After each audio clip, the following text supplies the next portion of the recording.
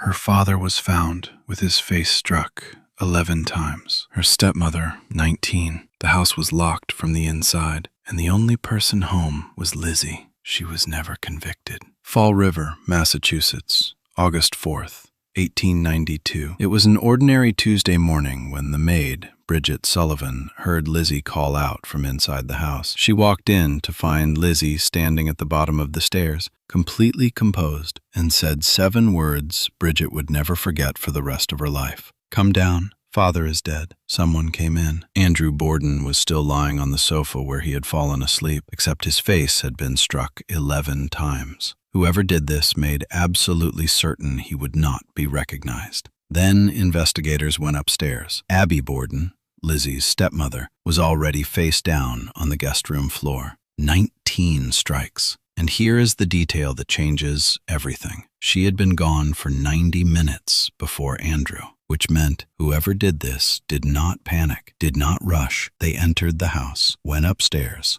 and then waited quietly, patiently, for 90 minutes inside that locked home before walking back downstairs. Every door locked from the inside, every window latched. No sign of forced entry, no sign anyone had come in or left. The only person confirmed on the property, Lizzie. When investigators questioned her, something immediately felt wrong. First, she said she was in the barn, then the barn loft. Then she heard a strange noise. Then she heard nothing. Each time, the same question, a different answer. Small shifts, quiet adjustments, like someone fine-tuning a story they had rehearsed too many times. 3 days later, a neighbor watched Lizzie walk to her kitchen stove and burn a dress in plain sight.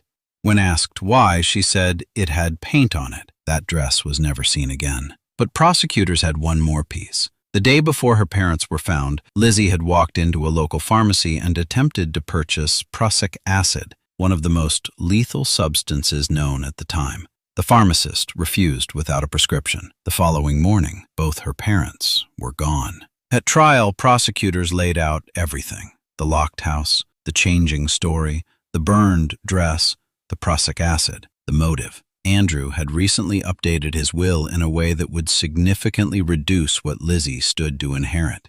The jury was 12 men, 1892, staring at a well-dressed, church-going woman from one of Fall River's most prominent families. They deliberated for 90 minutes. Not guilty. Lizzie walked out free, inherited everything, bought the largest mansion in the most expensive neighborhood in Fall River and named it Maplecroft. She lived there for 34 more years, throwing parties, celebrated by local society. In all those years, she never spoke about that morning, not once, not to her sister, not to her closest friends, not to anyone. The weapon was never found, not in the house, the yard, or the barn. In over 130 years, it has simply never turned up. The case is still open. Lizzie Borden is still officially innocent. So here is the question that has haunted investigators for over a century. If not Lizzie, then who was quietly waiting inside that locked house for 90 minutes that Tuesday morning? Leave your answer below.